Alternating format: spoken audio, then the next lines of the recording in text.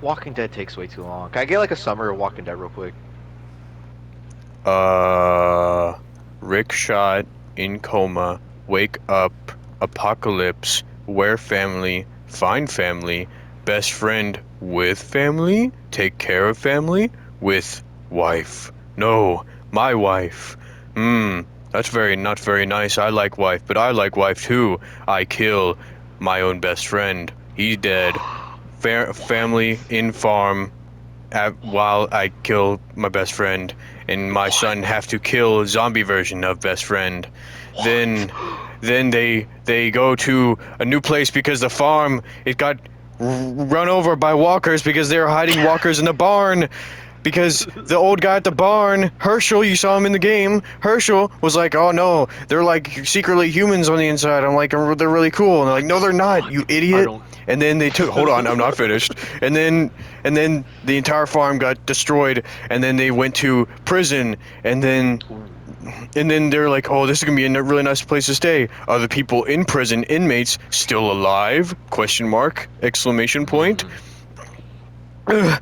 Anyways, anyways, Andrea, cool woman in comics, not cool woman in the TV show. Andrea and Michonne, they go out and they find the governor, the governor and the governor Wow. place, which is a big town, and they're like, "Oh, this place is Mm. cool," but Michonne like, "Ooh, this is really bad," and they're like, "Why? It's cool." "No, it's not cool. It's bad. I can tell." And it turns out, yeah, it's pretty freaking bad because the governor, is actually really evil.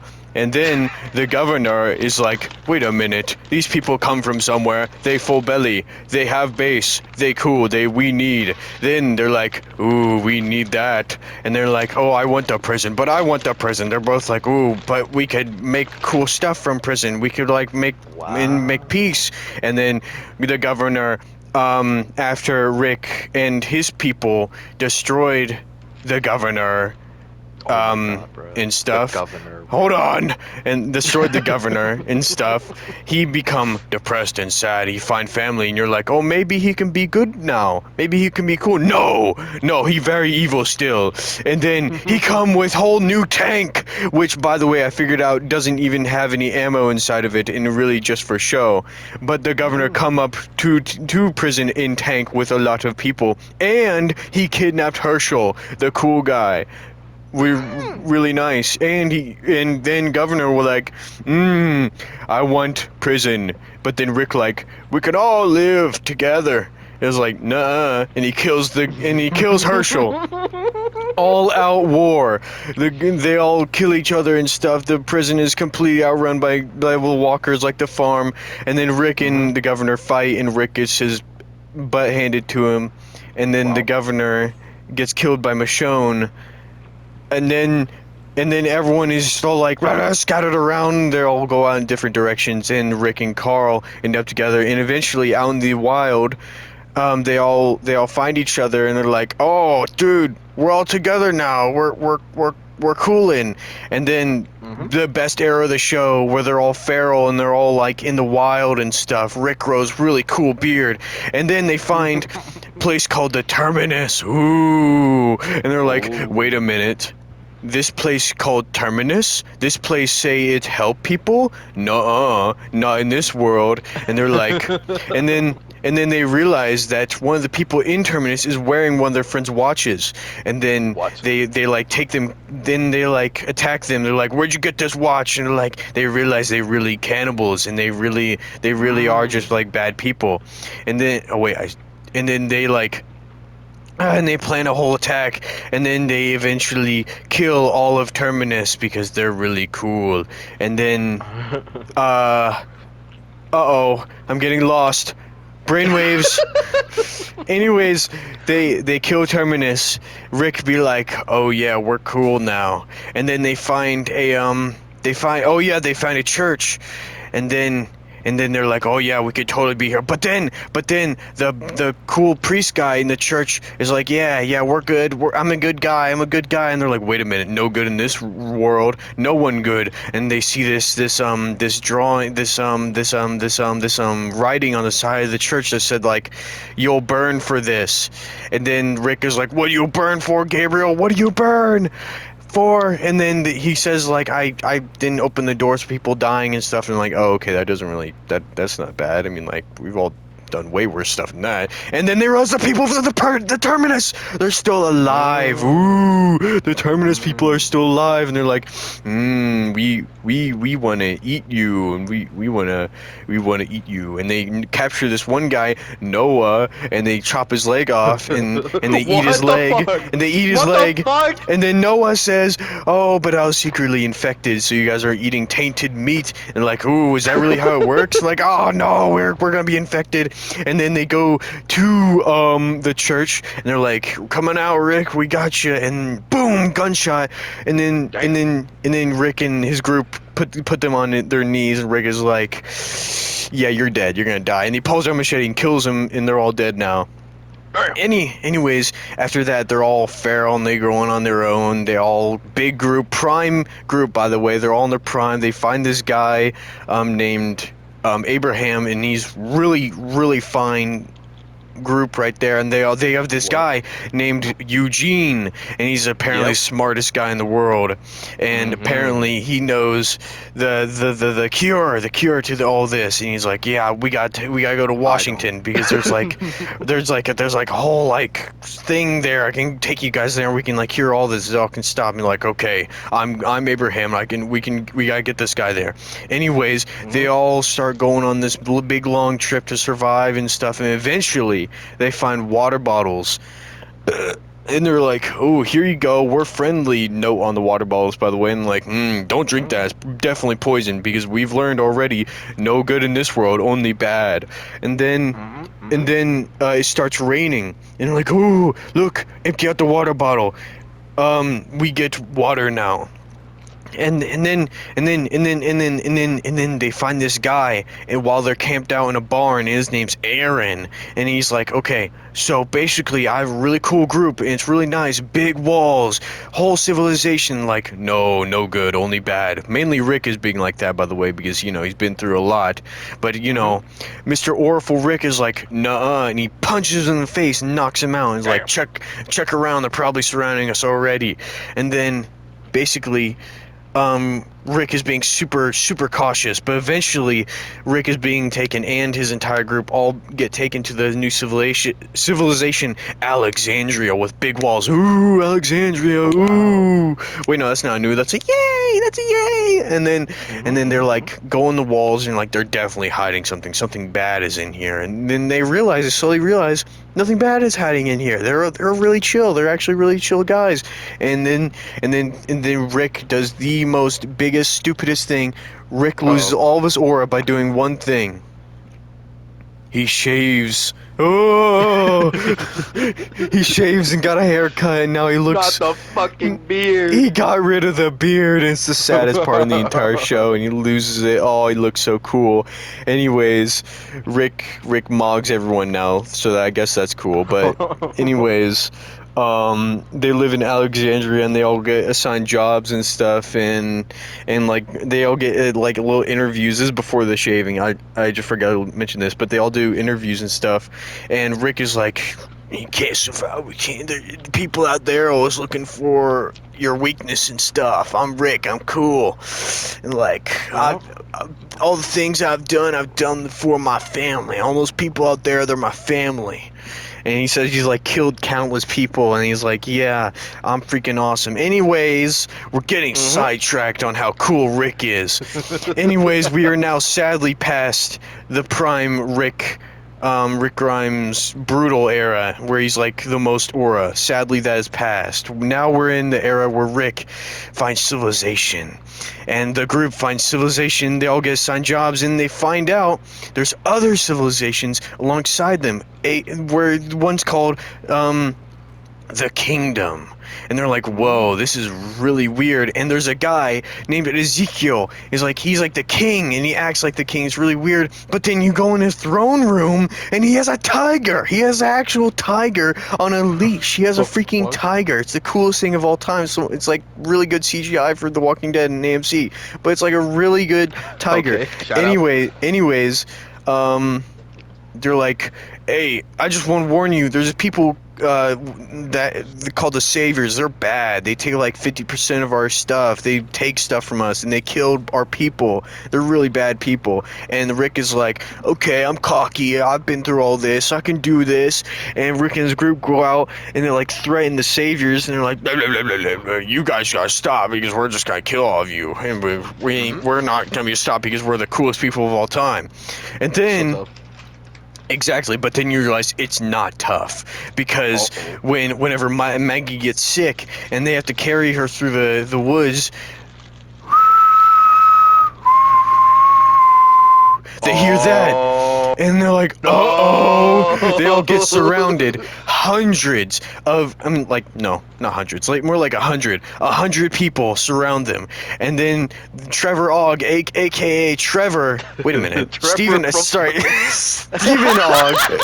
Yes, keep going, keep No, going. yeah, you're right. Trevor Ogg comes out of nowhere and he's like, looks like this is it. Let's meet the man. He knocks on the RV and boom, here comes the big man, Negan. And he's like, oh, I'm Negan. I'm really cool. I'm really evil. But he's not. But he's like, you killed a lot of our men. It's like, that's not cool, man. And it's like, you know what? We gotta repay that. And then he's like, you guys screwed up. He basically goes on this huge monologue about how screwed up they are, and like they're gonna have to pay the price and stuff. And eventually, this dude Abraham gets called on after Negan does eeny meeny miny mo, which is the most iconic scene in all of The Walking Dead, I might add. Exactly, and he dies. Abraham is murdered by Negan with Lucille, his baseball bat wrapped in barbed wire, which is one of the coolest. No, definitely the coolest weapon in The Walking Dead. Anyways, Abraham is dead, and then and Negan continues to rage bait the entire group. He's like, you guys suck. I just killed you guys' friend. Lucille's thirsty. Lucille's a vampire bat. Blah, blah, blah, blah. And then Daryl's like, oh, that's not cool. I'm going to hit you. Daryl is Rick's right-hand man. I think you already know that. Anyways, Daryl hits him, and he's like, no, that's not cool, man. And then Daryl is like, he's just sat down. You guys are going to have to pay for that, too. And then Glenn. One, if not the most tragic death in all The Walking Dead.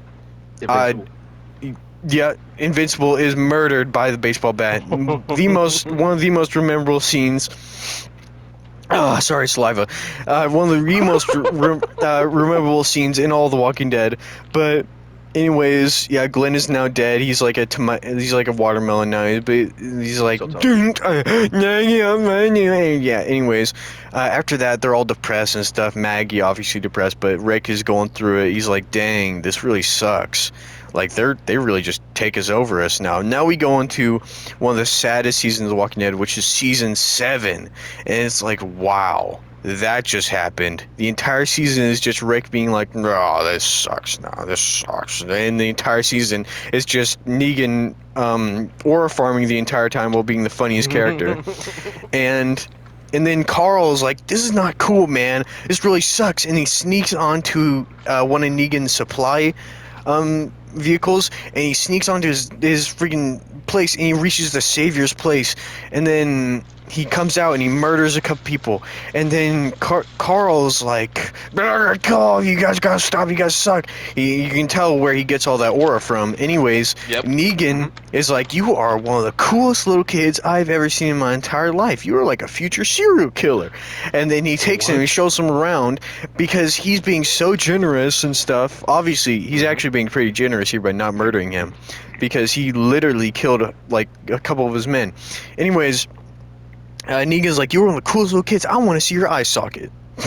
because I forgot to mention, I actually forgot to mention this is a big point, but in season 5, Carl got his eye shot out by this one really annoying little kid who's the same age as Carl. But yeah, that's basically what happened. And then, okay, well, let's go back let's go back to the present. Negan's like, "You're a cool kid," and then he sends him back, and he goes back with Carl to Alexandria, and he's like, "All right, let me show me around now. I showed you around. Show me this place around." And he goes into Rick's house, Rick and Carl's house, and then he's like, "Whoa, this is really nice. You guys have working water here?" And he looks. And he sees, oh my god, I just left out a huge part. I forgot. Rick in the prison. Let's go all the way back to the prison. Rick's wife dies by giving birth to not Rick's baby, but his best friend's Shane's baby, because they're doing the whole thing. But anyways, Rick's wife dies during that because she had to have a C-section by Carl with a screwdriver, I think.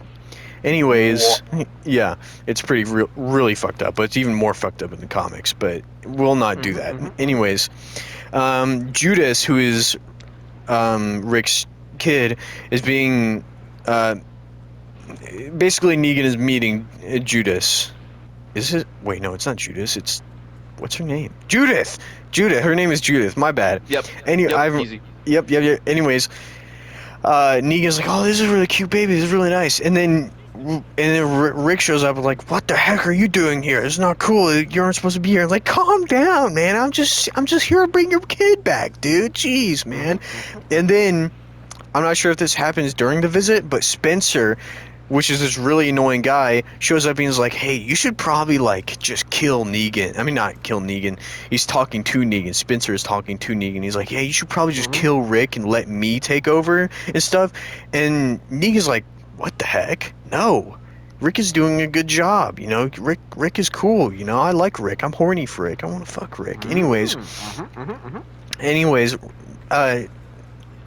Negan is like, "Nope, you suck. Gotta die." He deletes him. He kills him, and Spencer's dead now. Anyways, Rick slowly throughout the season is like, "Yeah, we gotta figure out a way out of this. This isn't gonna work out." And they're like, and then we go on to season 8, which I really like season 8 because I don't know why everyone hates season 8. I love season 8. Season 8 is awesome. This is where Rick regains his aura.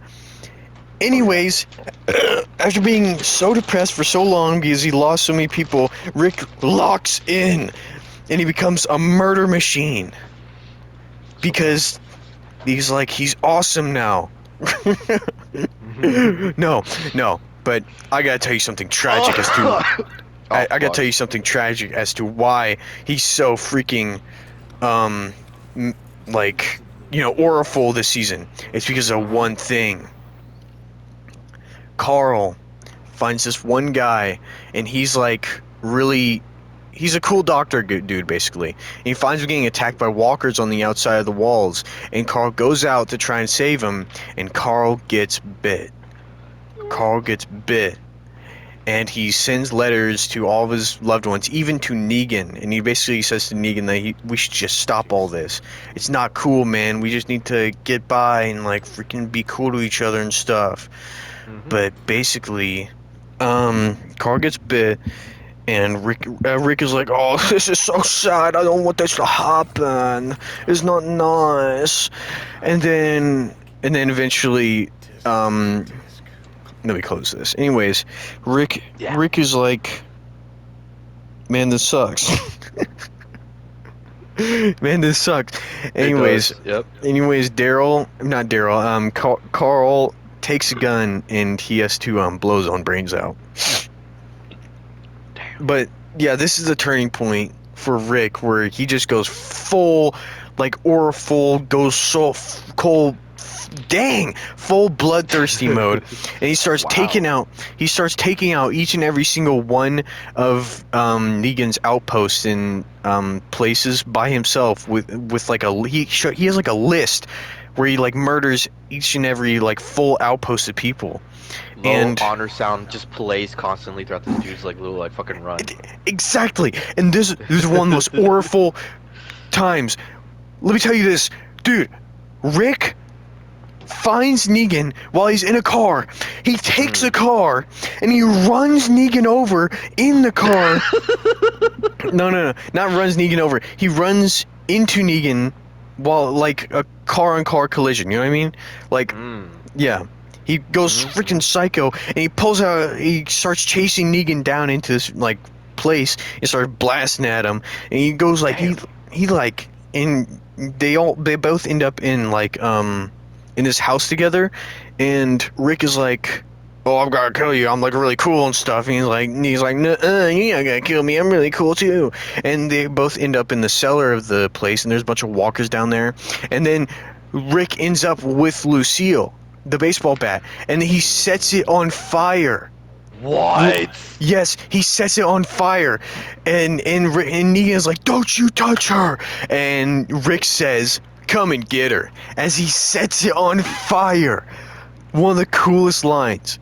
Anyways, I think, yeah, they both end up getting out of that, but eventually, let's just cut to the end of season 8, which is one of the greatest written things I've ever seen in my entire life. It's so beautiful.